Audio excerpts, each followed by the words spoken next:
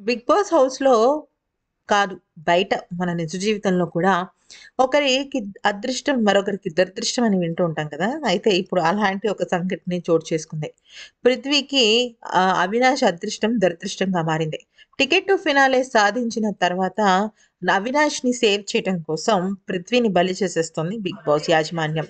ఎందుకనంటే ఇక్కడ మనం గమనించాల్సిన విషయం ఏంటంటే ఒక వారం అసలు ఎలిమినేట్ చేయలేదు. టాప్ 6 మాత్రమే టాప్ 5లోకి వెళ్తారు. అందుకని ఇక ఇప్పుడు పృథ్వీతో పాటు అంటే తేజతో పాటుగా పృథ్వీని కూడా ఎలిమినేట్ చేసేసి డబుల్ ఎలిమినేషన్ చేసి బిగ్ బాస్ హౌస్‌లో ఇప్పుడు కేవలం టాప్ 7 మాత్రమే ఉన్నారనమాట. అయితే నిజానికి పృథ్వీ డే 1 నుంచి కూడా సూపర్ డూపర్ టాలెంటెడ్ ఫెలో.